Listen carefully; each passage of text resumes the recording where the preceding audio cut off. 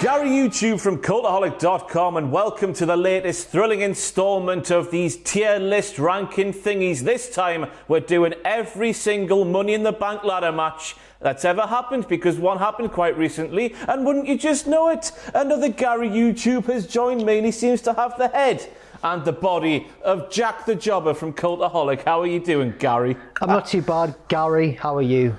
Lovely, and I'm all the better because I've got some stats. There's been 26 ladder matches in the history of Money in the Bank. Kane and Kofi Kingston have the most appearances ever in Money in the Bank history with 7 apiece. CM Punk and Carmella are the most successful athletes in the history of Money in the Bank with 2 wins from 4 appearances apiece. What do you make of that? I'm surprised that Kane's one of the most appeared. Yeah, why do they keep doing that? He's a big fella. He shouldn't be in ladder matches anyway. Hit the intro.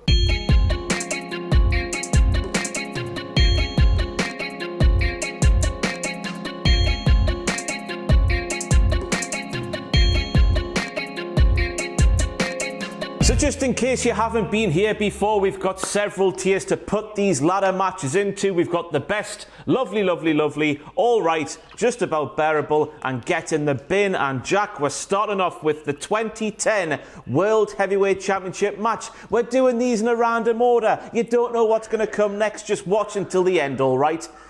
But there we go, the 2010 World Heavyweight Championship match. That was the one that The Miz won, then? Correct.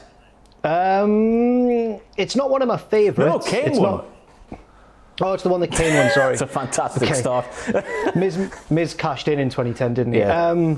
The one that Kane won. So, I don't know what to make of it, really, because it's not the most spectacular result, is it? But it's nice. It's nice that Kane won. Yeah, I love Kane. One of my, if not my favourite wrestler of all time. Not this version of Kane, but Kane is still a lovely man all the same. But the main issue I had watching this one back was just the length. 26 minutes, or over 26 minutes, I think it was, which is just a tad too long for something that, you know, the concept of which is pretty simplistic. Men beat each other down, try and get up the ladder first. 26 minutes of that? It's a bit long, and also I've got in my notes here that apparently, like, the action revolved around the smaller lads in the match trying to stop Big Show and Kane all the time, which is a bit of a unique one for Money in the Bank. It's a bit different, but I don't know if it's the most exciting possible course of action. Yeah, they're sort of hampered by putting these big lads in there, which they did time and time again, as we'll find out during the course of this tier ranking video. But I don't think it's one of the worst of all time. No, it's probably, for me, it's probably either just about bearable or the one above it. Yeah, should we go all right, and then we'll knock it down if we need to at the end of the video? Go on then. Because if there's one thing we've learned from these tier things, the first answer is not always the right one.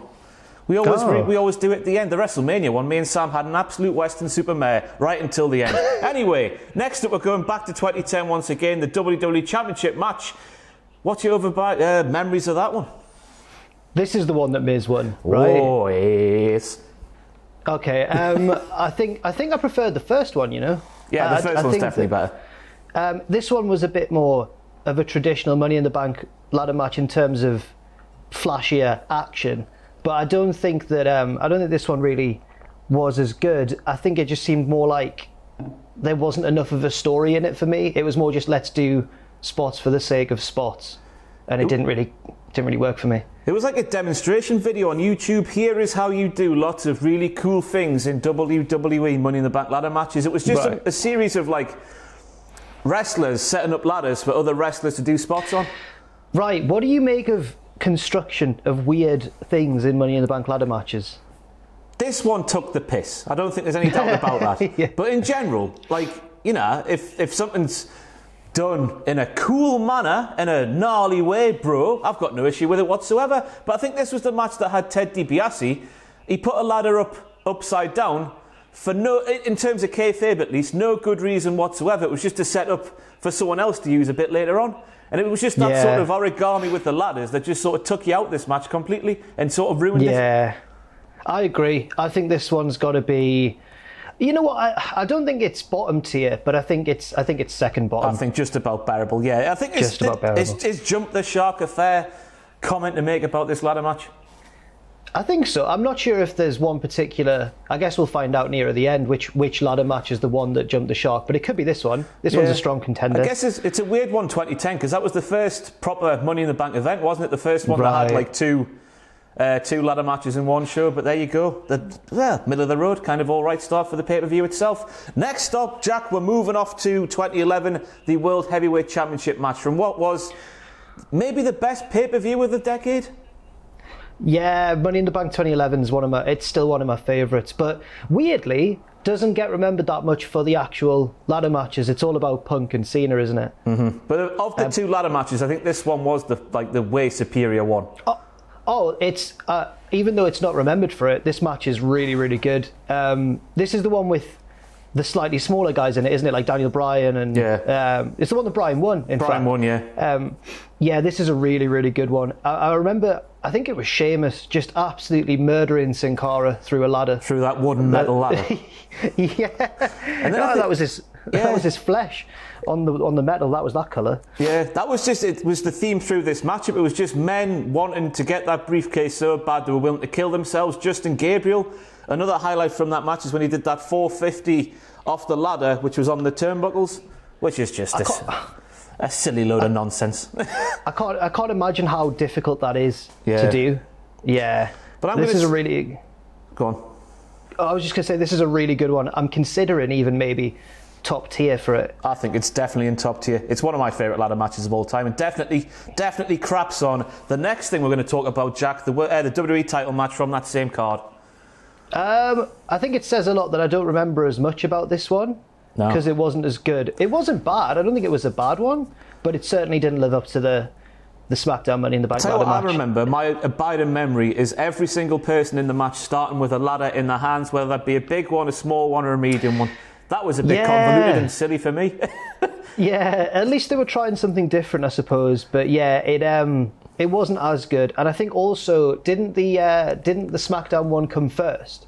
So this one actually didn't have the benefit of, we'd already seen an excellent ladder match early in the night and it had a really hard job following it. Yeah, I guess people were waiting for Christian and Orton and Cena and Punk to close the night more than just this match. But as for the things I remember as well were the botches. I think Swagger and Kofi Kingston had one hell of an almighty fall when they were both up the ladder. Then we had Bertie Del Rio, 5-star wrestling legend. He took the mask off Rey Mysterio, and then his ladder sort of crumpled beneath him and he fell and died, and it was horrible. Yeah, and he had to get up and win again. It sort of telegraphed the ending a bit. At least he didn't.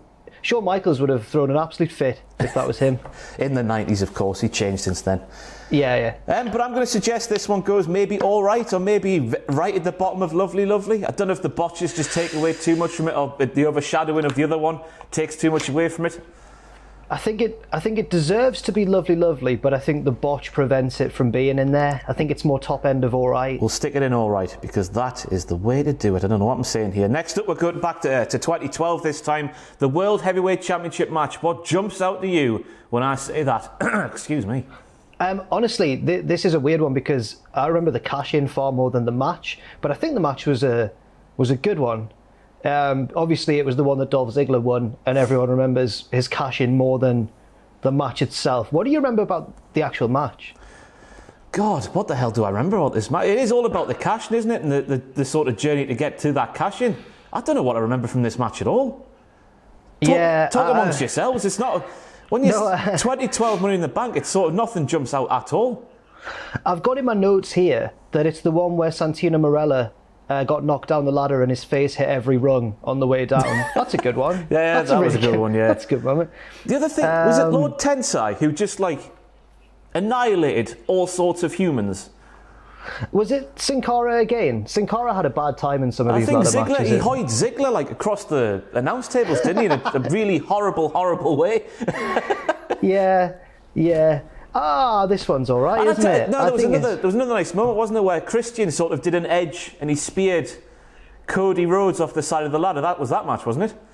Okay, that sounds good as well. I remember that spot. I just didn't remember it being in this match, but that makes sense. That would work. This is good, isn't it? It's all right. It's got to be at least all right, hasn't it? Yeah. But I guess the fact that we couldn't remember things off the top of our head there, I guess it can't be too high up. I guess all right. That Christian spear makes it in all right, and Lord Tensai as well, because everyone loves Lord Tensai, don't they? Don't they, Jack? We do. I have a real soft spot for Albert, but that's a different man. Why? Yeah. Oh, just when memories of first getting into wrestling, Albert was on the scene. Yeah, I just like him. seems like a good man as well. Yeah, he seems like a lovely man. Next, we're going back to 2012 once again. This time for the WWE Championship match. What is sticking out for you? The ending, John Cena. Yeah. Just like clocking Big Show with the briefcase, and then it falls off in his hands, and he does the biggest like comedy head, like yeah, and then bad sportsmanship as well from John. Just continues to batter Big Show with it after he's won the match. After he's already won. He's a bastard, really, when you look back at what he did. Yeah, he really, really is. Yeah. But I did like the reinforced ladder for that final stretch that the Big Show lapped out from under the ring. The big golden ladder. I'm all there for that kind of silly bollocks. I'm a fan of this match, even though it's not. It's arguably like the least flashy Money in the Bank ladder match ever, just because of the people involved. I was going to say they're all like proper bona fide main event stars, weren't they, at the time, and not really made for ladder matches. There was no Kofi Kingston or John Morrison or anyone like that. It was just, here's your main event card. Blech. Yeah, but it was structured really well, and I think that if you watch this match straight after another excellent like high action high spots match, then it's not going to hold up so well. But I think just on its own, it's got almost like an old school feel. I really like this one for what it is. It's not top tier or anything, but I do think it's quite charming in a way. Quite like it. It was fun seeing those names as well. I think Jericho was in there. Kane might have been in there again, off the top of my head. I'm sure. Yeah, these big lads getting in there. Why the hell not? All right. Oh, lovely, lovely, lovely. I think that's a sort of, or is it? Yeah. Yeah, I'm torn between those two tiers. I'm not sure which one. Should we go to the top of all right? Go on then. We'll go to the top of all right. Because the finish was a bit stupid. It was, aye. But was it meant to happen? Has it come out since that was a mistake, just a botch? Not that I can remember, but I don't know. It looks like it might be one. Let us know in the comments below if you know anything about that match. But next up, we're going to 2013, Jack, World Heavyweight Championship ladder match. And this was weird because this was a match that had all heels and all heels and all heels. Damien Sandow, Cesaro, Cody Rhodes, dashing Cody Rhodes at the time, Dean Ambrose, Fandango, Jack Swagger and Wade Barrett. Who are you meant to cheer for there? Cody Rhodes, I suppose, or Cesaro. That's all the smarks wanted to win. That looked like the time where Cody was like maybe going to go off and have an actual world title run. But no, it didn't happen, did it? Although Cody has since come out and said that actually, even though we all assumed that he was meant to win this one, and then Sandow obviously turned on him, he was meant to win the one the year before, apparently.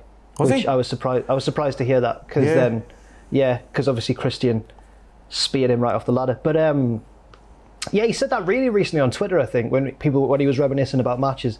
But this one was way better than it should have been. I don't know what they were thinking, having all heels in one match, but it worked in a way. It was a good one. I think it's fair to say. I think it's definitely at least lovely, lovely, lovely, just because of the story they sort of told with Cody and Sandow. Obviously, we've been the Rhodes Scholars for a while. It looked like Cody was going to use Sandow to get to the next level, but no. It was the other way around. Sandow used Cody and then shafted him and won. You can argue about that. Could be a really crucial turning point in the history of WWE. Like, what would have happened if they'd actually given Cody the win? Maybe we'd never have seen AEW. Maybe that would never have happened. Bloody hell. Instead, that belongs on a certain video series. But instead they gave it to Sandow, and he didn't cash in successfully. I agree with you that it's lovely, lovely, lovely. I think that's a good shout. We've got to take the cash in out of our minds with this one, because obviously Sandow failing was a load of complete bollocks. Next up, we're going back to 2013 and the WWE Championship match. And this was the one that was in Philadelphia, and WWE did quite a lot to pander to that crowd. RVD returned, big pop from the Philly crowd because of EC-Dub and whatnot. You had Daniel Bryan and CM Punk obviously back then in 2013. Two of the littler fellas who probably weren't catching Vince McMahon's eyes before, everyone became littler as they are today. They had a little thing to once again please the crowd. What else is jumping out for you for this match? Paul Heyman was excellent. He turned on CM Punk in this match, I think, and it's where he like crushes him between two ladders. And just Heyman's just so evil. It's really, really good. He's brilliant.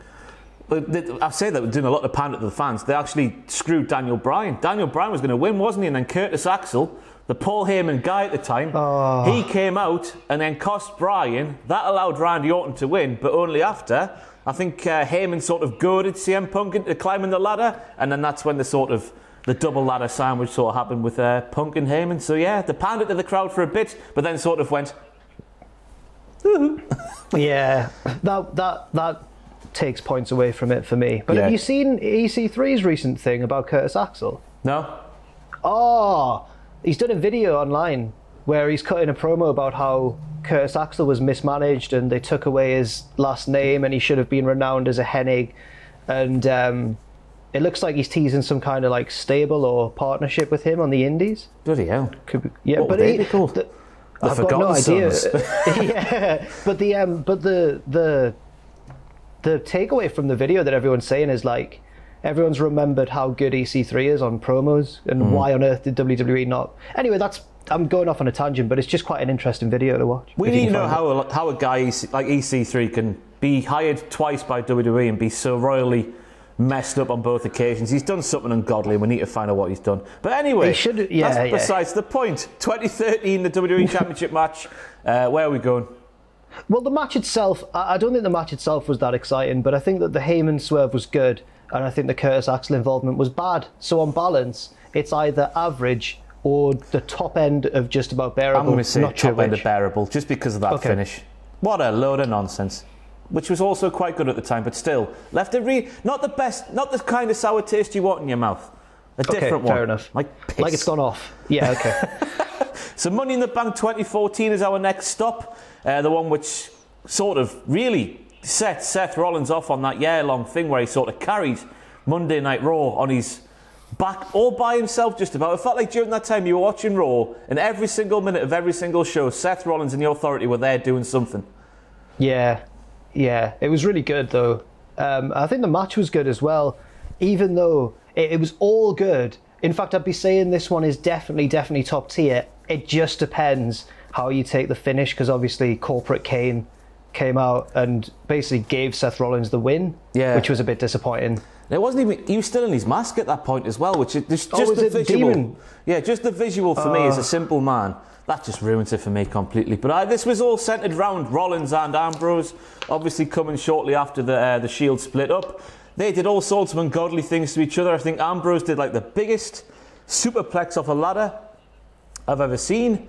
But again, it purely depends on how you're taking the finish, where Corporate Kane came down to win the thing for Rollins, which set off the greatest cash-in in the history of the Money in the Bank briefcase. So where are you sitting on that debate?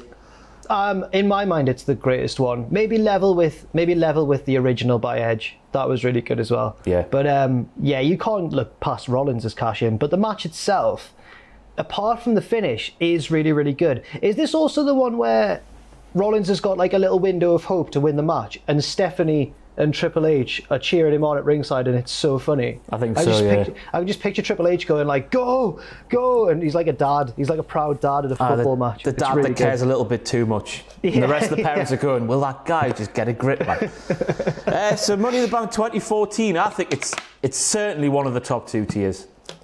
I was gonna say that in the long run, it's top tier because of the cash-in, but just as a match itself, I think they could have had Rollins win in a little bit of a better fashion, doing it a little bit more for himself. So I'm going to say maybe very top end of Lovely, Lovely, Lovely. I'll tell you what, we'll go top end of Lovely, Lovely, Lovely. Okay. I would argue for it being moved up just because, was this the sort of one of the earlier, when the Big Show and Kane just ruined everything? Like was it the 2015 Royal Rumble or the 2014 one where they ruined it? It was 2015, wasn't it? Yeah. Was this a sort of earlier first one, maybe, where Kane or the Big Show ruined something? Yeah, maybe we weren't sick of it by this point as much. So I was going to say, just because it was the first one, I'm going to move it up to the best. I've got the mouse here. Go on then. He doesn't mind at all. So next up we'll go to 2015, which, let's put to one side everything that happened after this briefcase was won by Shamus. What are you making about the match itself?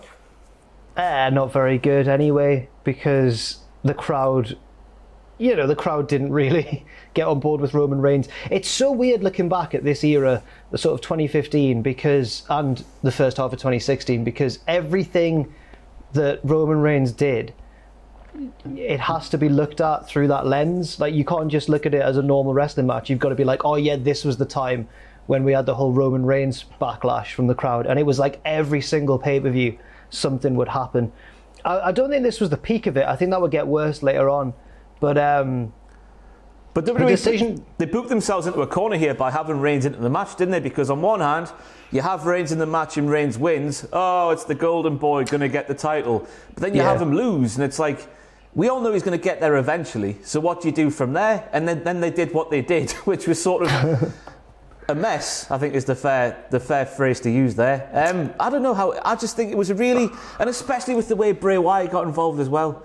The lights go out. Oh, I've never seen that before. I don't want to sound like too sour about it, but we've never seen that before, have we? The lights going out, then the spooky man appears, and then I don't think he was even feuding with Roman at the time, was he? To cost him? it was really out of the blue. I remember this match was like a tale of two mid-carders almost, because you had Wyatt, who hadn't been anywhere near the main event scene for a little while, and then you had Sheamus winning, and Sheamus winning wasn't like some young up-and-comer winning the briefcase and it's like, oh, he's going to be something one day. It was more like, oh, they're giving Sheamus another push. That's weird. And then they didn't give him a push.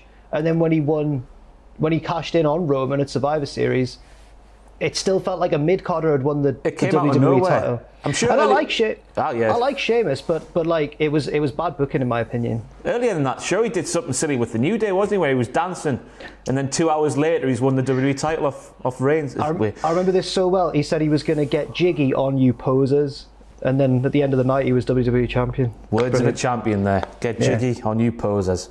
I'm going to suggest Money in the Bank 2015 gets in the bin. Yeah, me too. Let's get it in the bin. So next up, we're going to 2017. Of course, 2017 is remembered by everybody for the women's match, but right now, we're speaking about the men's. What are your overriding thoughts from that? Are we skipping 2016 for now? Is this just a random bit? Yeah, it's just going in all directions. Why the hell not? Okay, sorry, was this the men's or the women's? The men's. The men's? Oh, the men's is top tier in my opinion. Absolutely. Yeah, I know the Baron Corbin won and the cash-in was a disaster. It made sense though. It made sense. Yeah, exactly. Yeah, I think this is a really, really good match. Really good. Because you had two feuds in this match. Ziggler was there as well, I think, but Ziggler, he didn't count by 2017, did he? You had Sammy and Kevin on one side of the ring. You had Nakamura and Styles. Those four were too busy with themselves, and Corbin swooped in there to win the briefcase. And yeah, again, we've got to forget about Corbin's Twitter or whatever cost him winning the title in the end, and the roll-up from Jinder where he was outmaneuvered and out-wrestled by Jinder Mahal, which is not something you want to have said about you. But the match itself was fantastic, and my overriding memory is just AJ Styles dangling and then falling and then dying. It was it's surprising there's not been more of that. But I guess he's got the history of like TNA and the X Division and stuff, so he was probably like, I'll do that. That's right up my street. Mm-hmm. Also, it built towards... It's a shame because the match didn't live up to the hype, but it built towards AJ Nakamura at WrestleMania the next year, with the two facing off across the ring from each other. And then, obviously, as you mentioned, Owens and Zayn are just always absolutely phenomenal when they wrestle each other. So, easy top tier for me. Yeah, I think so. I think it's a clear top tier. Get it in the top tier. Next up, we're going back to 2017 once again, and then this is the rehash of the women's ladder match. We'll talk about the first one in a bit. I'm sure you want to stick around for that one because, a bit controversial, wasn't it? But this was the rehash. They definitely just saw the backlash online of them having the first ever women's Money in the Bank ladder match won by a bloke, and then just thought, we'll do it again with the same people on SmackDown. And the fact that it was with the same people and it was on live TV, that certainly took away from what it could have been once again.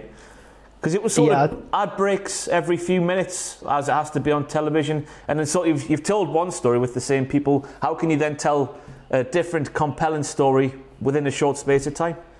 Yeah, I think there's two positives to talk about, even though obviously for all the reasons you've mentioned it wasn't brilliant. But the two positives were, I think the decision to have Carmella win again was the right one. I think that people might have been expecting them to just give it to someone else because we'll shock the crowd. But I think that giving it to Carmella still was the right idea. And by the way, she might be one of the best women's Money in the Bank ladder match. She just looks so natural on ladders. She's really, really good. She's a dancer, isn't she? That must help. Strong core. And also there's a bit where, we'll talk about him in a second, I'm sure, but where the first ever women's Money in the Bank ladder match winner himself gets in the ring and Becky Lynch suplexes the crap out of him. That's quite a good moment as well. Yeah, because he was banned as well on this second occasion, which is obviously something they had to do. Yeah, but it doesn't save the match that much for me. I think it's one of the bottom two tiers. It's just which one do you think it is? I was going to say bearable, because I did like Becky getting her hands on Ellsworth, and I did like Carmella sort of redoing the edge from the first ever match where she had the chair and then whoof, and then that led her to sort of win. Right. So I'm going to say just about bearable, but then again, that was their own fault for doing that, wasn't it? You know, doing it twice. Yeah. You didn't have to do that. Just do it first. Just do it right the first time, I should be saying. So next up, we're going back to 2018 and the men's ladder match, of course. This is one where Kevin Owens was in the midst of getting murdered by Braun Strowman time and time again for no real good reason whatsoever. In this match, Kevin Owens tried to get everyone else in the match to sort of gang up on Braun Strowman, but it backfired and Kevin Owens was murdered. Murdered he was. Thrown off the top of a massive ladder, I think it was, through a sort of production table on the floor. It looked terrible for Kevin Owens. Braun Strowman came out of that looking very, very strong indeed. It wouldn't go too well for the Cash, and of course, inside Hell in a Cell. But we'll forget about that bit, shouldn't we? What's your thoughts about this match? The main thing, obviously, that overshadows everything else is Kevin Owens' bump. And he was taking some crazy bumps around this time. This must have been around the same time that Strowman knocked him off the top of a cage. Off the top of the cage through the announce table. And he had that other one where he was in the porta potty on Raw. And Braun sort of pushed the porta potty off the stage, and then Kevin Owens was covered in blue stuff. I don't know what the blue stuff is. I do think... I remember going into this one not knowing who was going to win, but in hindsight, it is a lot more obvious now that Strowman was going to win. But I think it was an alright match. The action seemed fine. Obviously, you've got a lot of good wrestlers in there. Balor, Kofi Kingston, Kevin Owens, Samoa Joe. And then you've got people who, these days, it looks a bit strange to see them in a ladder match, like Bobby Roode and obviously Braun Strowman, but he did win. But I think the action was all right. It wasn't the best one or anything, but it was a decent match. Yeah, the only other thing I can sort of remember from this match is Balor's yelled coup de Gracie off the top of a ladder. Amazing spot. Yeah. He was good in ladder matches, to be fair to Finn Balor. I know he didn't do too much on the main roster and didn't really hit the heights he should have done after his injury, but in those ladder matches, we'll get onto something a bit later, but him and Andrade, which just took my breath away watching it back. Anyway, the 2018 men's match, where are you thinking? I think it's one of the top 3 tiers. Yeah. Not the top tier. So that narrows it down to one of the top 2 secondary. Lovely, all right. One of the 2. It's a difficult one. What else have we got in... sorry, I can't see the tier list. What else have we got in all right so far? All right is stacked. We've got 2010, the World Heavyweight Championship match. We've got 2012, the WWE Championship match. 2011's WWE Championship match. And 2012's World Heavyweight Championship match. And then Lovely's got a few left. Just 2013. 2013, the one where... The World Heavyweight Championship. I don't think it's as good as that one. Nah, neither do I. All right it is. Close to the top though, if not the top. Yeah. So next up, we're going back to 2018 once again, this time the women's matchup. This is what the first ever Money in the Bank match for the lasses should have been. Yeah, definitely. This was much better. I remember a big backlash, though, around this match, just because Alexa Bliss won, and everyone... Yeah. It was just the tipping point for Alexa where everyone went, she's winning too many times. And I think, didn't she win the belt the same night? She cashed in on Nia, or Ronda. On Nia, yeah. After the Nia-Ronda match, yeah. Yeah. That was a bit unjustified, I thought, because I think Alexa's really good, especially as a heel. And I think that I didn't really have a problem with her winning the match, but I do understand a lot of people's frustration at the time. Yeah, I don't know who put this. Who's normally? Do you know who normally is like the producers? I'm drunk here, I swear. The producers for these Money in the Bank ladder matches, because this one was proper old school. I don't know. Would it be Finlay because he does the women's division, or would it be the ladder person? I don't know. Because watching this one back, there was a distinct lack of like Money in the Bank spots. Like the high spots were few and far between, but that didn't take away from the match at all because there was still "This is awesome" chants from the crowd. So I just thought it was a nice throwback to a bygone era. Yeah, I remember enjoying this, and again, I didn't really have too many issues with the finish.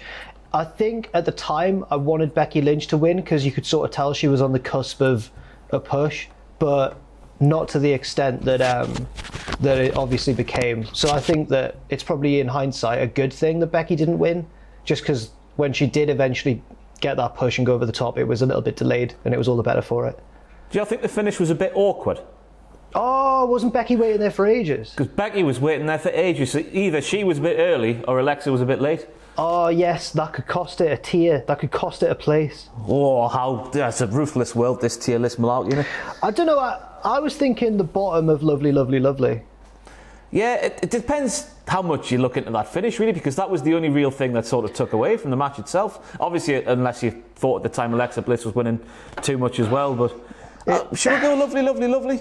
I'd be all right with that. I don't think it was as bad a finish as...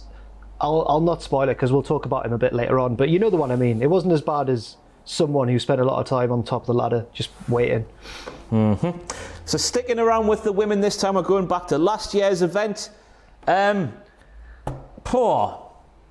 won it. Bayley cashed in on the same night to win her...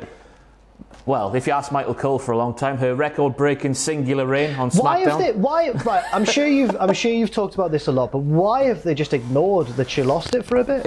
It's literally the last sort of month or so they've changed their minds and thought, oh, that did actually happen at Hell in a Cell back in the autumn. Charlotte did win. Bayley's had 2 reigns, but before that, for a long time there, Bayley had 1 reign. It was so confusing, especially for Charlotte Flair. She never wins any titles. Why would you take one away from her? Anyway. What are your overriding memories from the 2019 women's match? Again, this is another one where I remember the cash-in a lot more than the match because the cash-in obviously happened on the same night with Bayley cashing in on Charlotte, which at the time was really well received. Everyone loved that. I remember... I don't even remember the finishing spot. How did... It was Mandy and Sonya. Yes. So Mandy had been sort of knocked silly somehow. I can't remember how that happened. And Sonya sort of got Mandy on her shoulders and sort of walked her up the ladder. And then Bayley got up there and knocked them both off and won. Heartbreaking that friendship is now over, to be fair. I'm all for it, me. That Sonya's an evil woman. I reckon... do you think... I don't think it's quite as good as the one that Alexa Bliss won the year before. No, I don't think so either, because Bayley winning the thing was a bit miraculous in the end, because you remember that spot they did where they sort of held a ladder up and then Dana Brooke sort of ran up it like a cat and then she sort of fell off and then the ladder fell on Bayley and then Bayley looked like she got really like effed up, like legitimately, just having this massive thing land on her. Yeah, that is true. I don't know. I think it's a bit better than all right, do you not? Yeah, go on then. Yeah, why not? Let's stick at the bottom of Lovely, Lovely, Lovely. They did come a long way in a short space of time, these women's matches, didn't they? Yeah. So now we're going to... I don't know what your opinion of this one was. I can't remember. It was only a couple of weeks ago. The 2020 men's and women's edition. Are we doing this as one? Because we should, shouldn't we? It was all wrapped in one, wasn't it? I've never had a weird feeling like I did after this match, after any other match, where I had the feeling of... I had 2 separate thoughts at the same time, which was like, that was silly and good fun, and it was better than it should have been. But then at the same time, the other half of my brain was thinking, no, it wasn't as good as it could have been, because certain jokes I think weren't very good, like the doink thing, which didn't look like doink. Yeah. Bruce, I don't know why Brucey P was there either. It was nice to see him and everything, but like, why was he having doing his pants up? What was that in the match for? I don't know.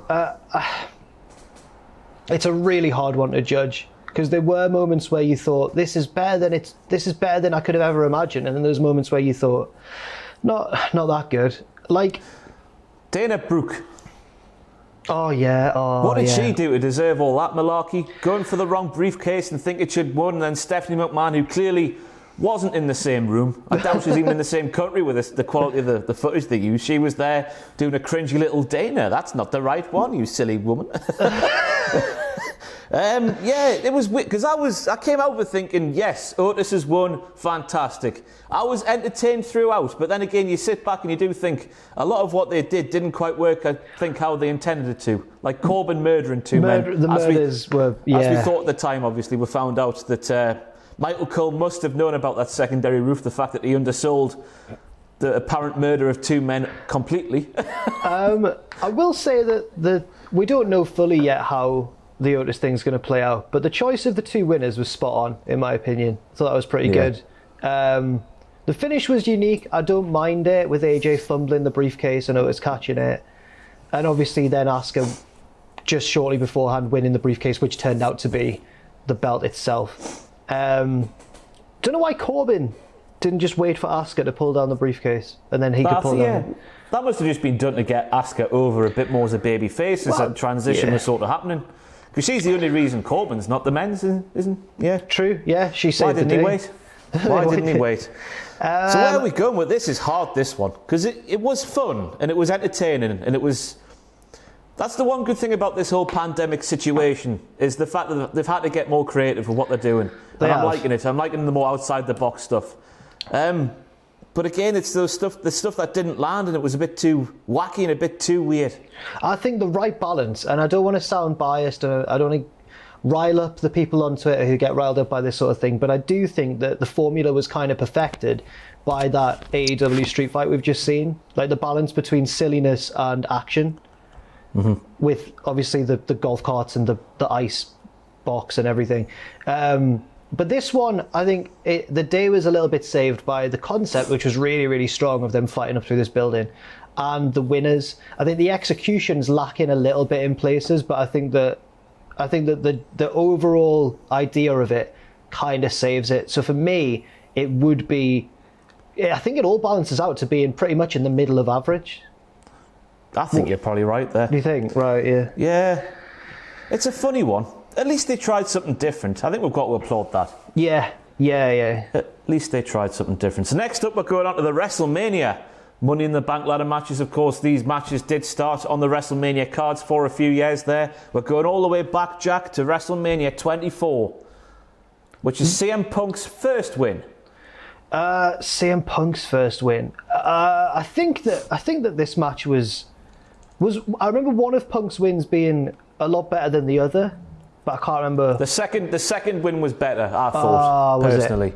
The first one for me was more remembered by just certain spots that happened, not so much Punk winning.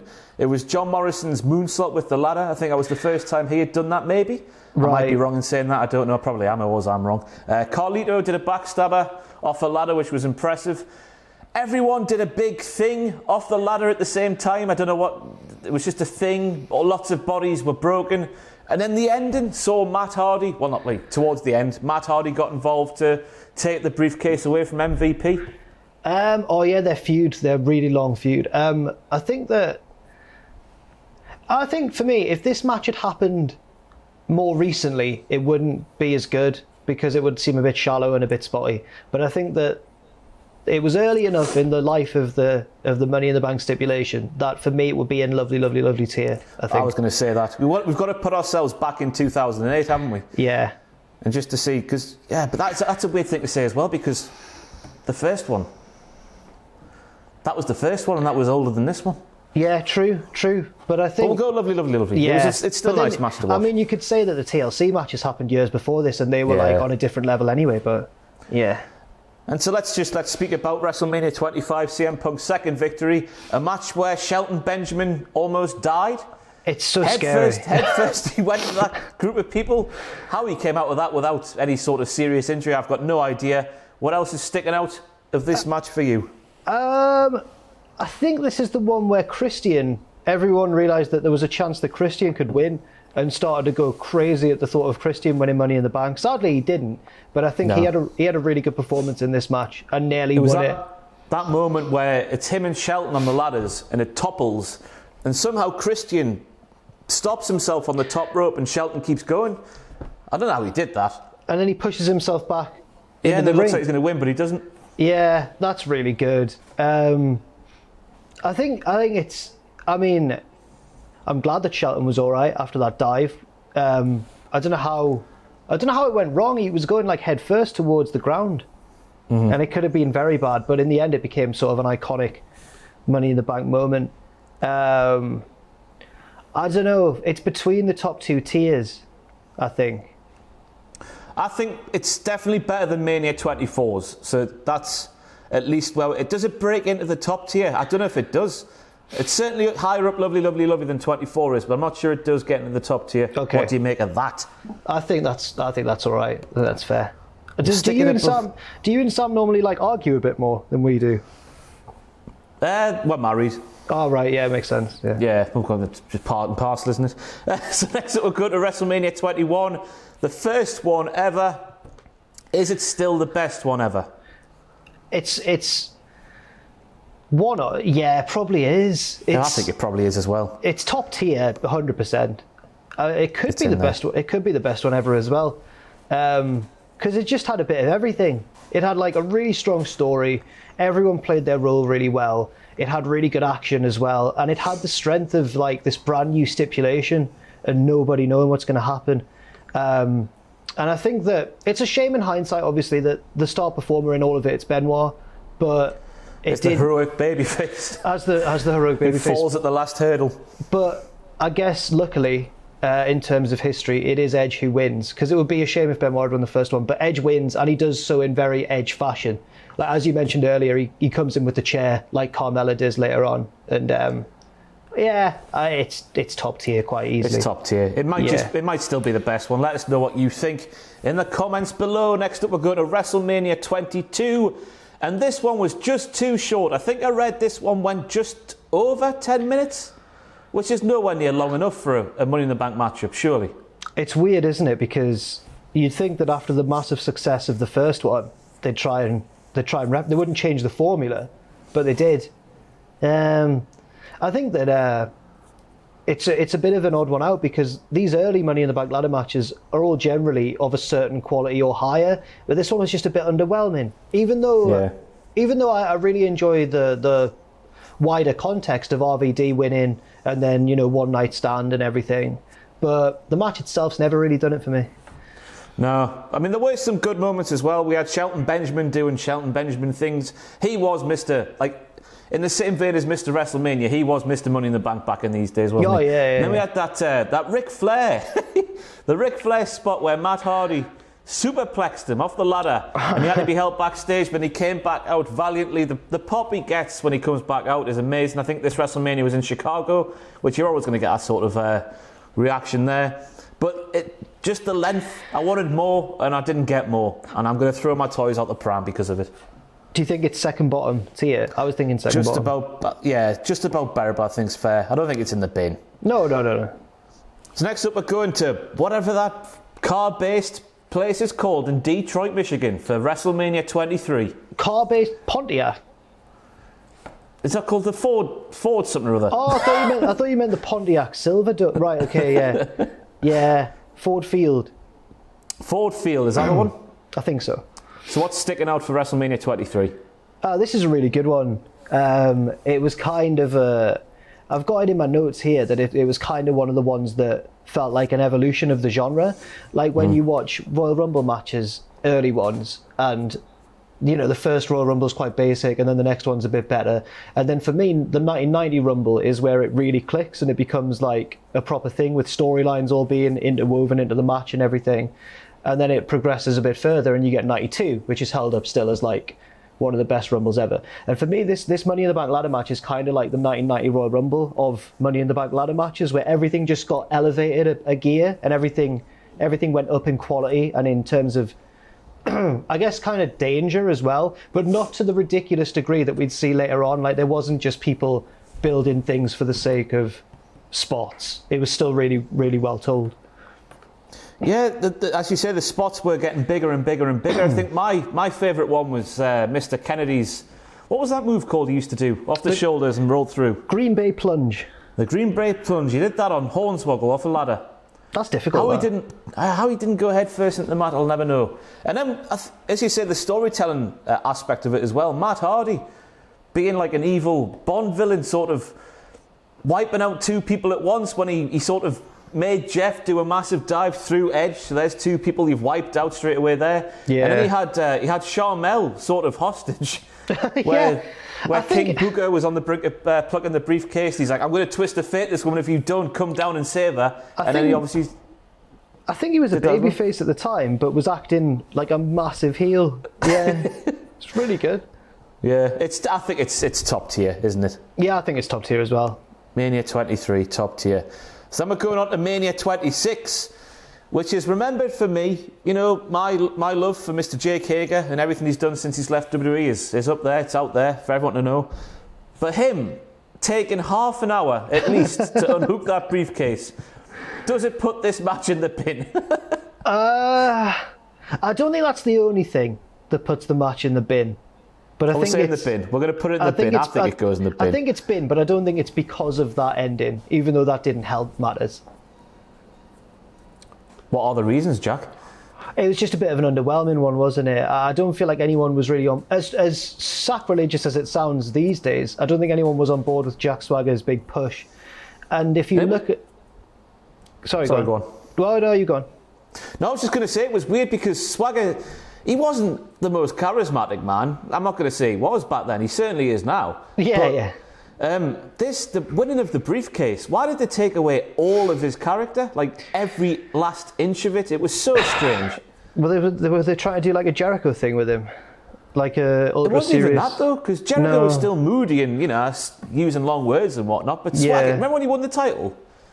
And his face was just like a slapped arse. It was baffling. Anyway, what are you going to say? If you look at the list of people in the match, it's got some big names in there. Like it's Kofi Kingston, MVP, Evan Bourne, Jack Swagger, Shelton Benjamin. So you've got people who appear in a lot of Money in the Bank ladder matches, but aren't the stars of the match, if that makes sense. They're more like the specialists of the match, like Kofi and Shelton. And you've got Matt Hardy, Ziggler, Drew McIntyre before he was the Drew we know these days. Kane, who's been in like every one, and Christian as well. So I'm a fan of most of those people, but there's no one in there who was kind of the next big thing who you really wanted to win the match at the time. Mm-hmm. And I know that since then a lot of them have become really popular, like Kofi, for example. But at the time, it just didn't really click. That came before his sort of push with Orton, wasn't it? 2010, is that right? What was the timeline? What was this year? This was 2010. 2010 in the April. Then when did he attack Orton's car and stuff? Was that a bit later on? It must have been. It could have been. It might have even been a little bit earlier. Because when they did the New Day Time Machine thing, didn't Kofi say 2009? That was my best year. You're probably right there. My timeline's a mess from that period. But still, he wasn't. He didn't have the momentum really. In this match, it didn't feel like anyone did. And then Swagger won, and as you say, they just took away all of his crack. You're saying like nobody's got the momentum. I think that's just because there was 10 people in the match. Why do you have 10 people in a Money in the Bank ladder match? That was a strange call. Anything else to say on that one? No, I just think that it deserves to be in the bin, which is a shame because I like a lot of the people in it. And speaking of the bin, we have another bin-worthy match, the 2019 men's match. What? Why? Because of Lesnar? Because Brock Lesnar wasn't even in the match and he rocks up and wins. Yeah. To be fair, the story, I did like the way all the backstage promos throughout the night sort of linked together in this big story with Sami Zayn being hung up like a bit of meat in a butcher's, and then Triple H was on the phone to Heyman. I think it must have been in the end. I doubt Brock would speak on the phone anyway. But then Ali is this is the other reason it needs to get in the bin. Ali's up the ladder. His hands are on the briefcase, and then Brock's music hits. And he does, I know it's a wrestling trope, but it's a wrestling trope I hate. He freezes as someone else's music hits, and he's stood there for the length of time that Brock waltzes his way down the ramp. Why didn't you just go, whoop, see you later? They could have had him, well, one, not be as close to the briefcase, that would have made sense. Or they could have had him panic and because Brock Lesnar's coming, it's like a bear, and you'd be terrified. Yeah. But then that might have turned Ali into a bit of a laughing stock, to be honest. So maybe they just shouldn't have had him anywhere near the... maybe they shouldn't have had him anywhere... Maybe it should have just been everyone's down, and then Lesnar's maybe Lesnar should have been an actual entrant in the match. That would have been the solution. Yeah, that would have been just the easy fix there. You know, you've written Sammy out of the match early in the night.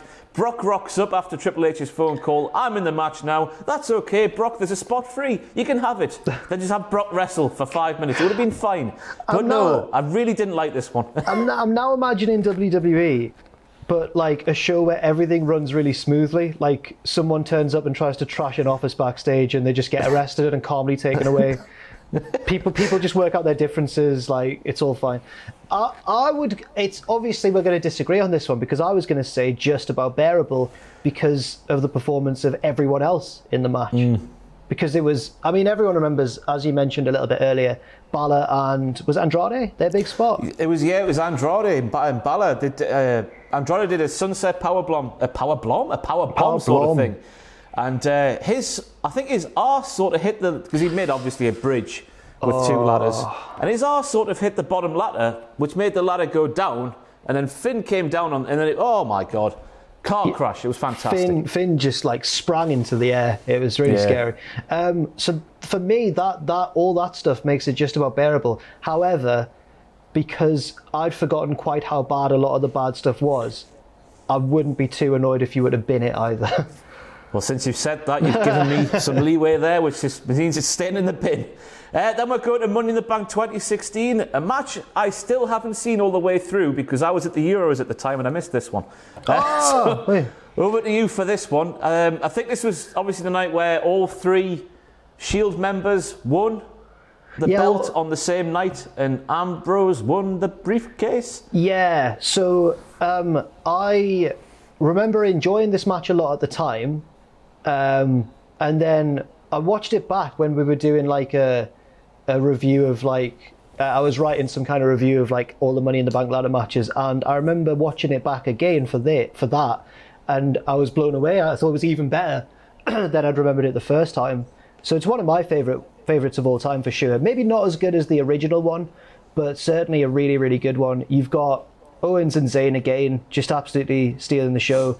You've got Ambrose with the big babyface win. You've got Owens landing like on.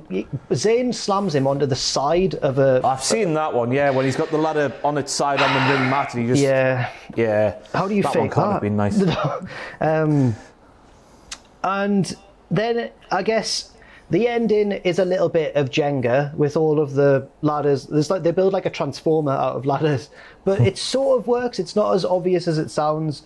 And then everyone falls onto a ladder bridge, and Ambrose is left and pulls down the briefcase, and then obviously cashes it in later on in the night, which I wasn't happy about at the time because I was a huge Rollins fan, and Rollins had just beaten Roman clean because he'd just been done for wellness policy violations. But in hindsight, what a night, you know, all three Shield members holding the briefcase in one night. Holding the title in one night, sorry. I'll tell you what I liked after the sort of previous years of Wyatt's random involvement to cost Reigns. Then you had Kane helping Rollins. This was just straight down the middle. Not much in the way of bollocks. Just loads of men doing some good things, and then Ambrose comes out on top. I've got to reserve a special shout out for Alberto Del Rio, right? Have you?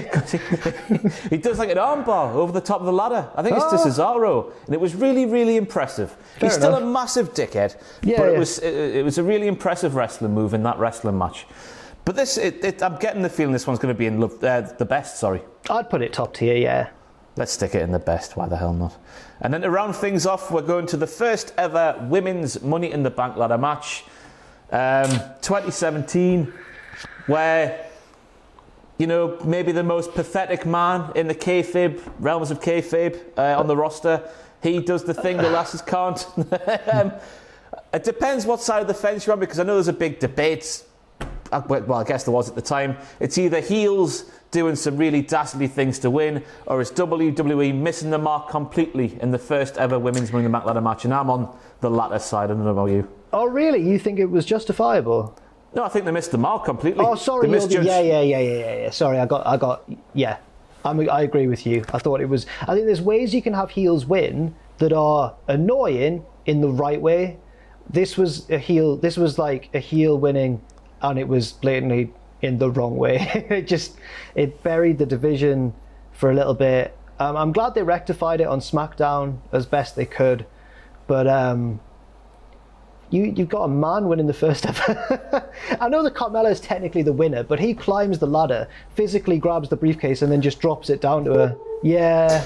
So it's a case of how low this one goes in the tier ranking. I'm suggesting the bin. They did redo the entire thing with the same people a short amount of time later for a reason, and I think that was just an effort to get it out of the bin. Yeah, I think so as well. But I think that even though that was the right decision to do it again, that was like damage limitation. I think this one's bin worthy. It might even be bottom of the bin. I can't think of anything worse. Yeah, we'll stick it in the bottom of the bin. Go on. So there we have our tier ranking for the Money in the Bank ladder matches, all of them in the history of the match stipulation itself. Normally, Jack, we rank everything in the best tier by the best, so we can find out what is the best of the best. I'll tell you the order currently. It's just random apart from 21, which I think is still the best, isn't it? I think so. So then we have 2011, the World Heavyweight Championship match. Does Money in the Bank 2014 rank above that one? Which one was Money in the Bank 2014, sorry? Rollins winning. I'm inclined to still give it to Money in the Bank 2011, I think. What about you? That's a yeah, thing. okay. Yeah. 2017 with Corbin's win and the story involved in that, does that get moved up or stay where it is? Is that above 2014? I would say it probably is. Yeah, I think that can go third. I think that's fine. 2016? That's a really good... That personally, I think I slightly overrate that one because I love it so much, but I wouldn't... I think it certainly goes above 20... I think it goes above 2017 and 14. Yeah, that's fine by me. Wow, flying. I'm basically going off your words there and nothing else. And highlights. I've realised you can't see it on the camera, but I've just stretched my hands right into the camera there on our laptop. Sorry about that. I was wondering what you're doing with your palms. Yeah. You've got nice, lovely, soft-looking palms. Cheers. And then 23. It's a bit of a pioneer, sort of. Although the first one's the biggest pioneer of all, obviously, and it's not as good as the first one, but it is still very, very good. Maybe third or fourth for me, around there. Yeah, we'll move it up. Why the hell not? That's just a random order now. No, go that. That's a solid order. That. We've established what the best of the best is. It's WrestleMania 21. The first ever Money in the Bank ladder match is still the best one. It's like one of those film sequels series. Yeah. There's the Godfather one where the original's the best. I don't know. I don't know the films at all. I don't know. I've never seen them either. We're going to get slated in the comments for that. There we go. You can't do everything in life, can you? But that's it for our tier ranking for every Money in the Bank ladder match in the history of the stipulation. Let us know what you think in the comments below. No doubt about it. You want to knife me and Jack right in the face after the things we've just said here. But that's your prerogative. All the best to you. Jack, any closing thoughts? Do you think that the Money in the Bank stipulation is outdated and needs to go away, or do you think it can live on? No, I think it is the perfect thing to have as the fifth of the big five. I think it's a nice thing to reset storylines normally in the summer. I know this year's a bit differently, but normally it's at the start of the summer. Nice way to reset a number of things. I like it when it's a new challenger for the main event scene. I think it's a nice way to do it. I think so as well. I wonder what we'll be thinking in 10 years' time from now, but for now, I think it's still got its place. I would be shocked if we're still doing this job in 10 years' time. I meant we as in wrestling fans. I know you did. But on that bombshell, it's time to end. I've gone Jeremy Clarkson. My hair has as well. We'll see you next time on these tier ranking thingy-malarkies. Goodbye.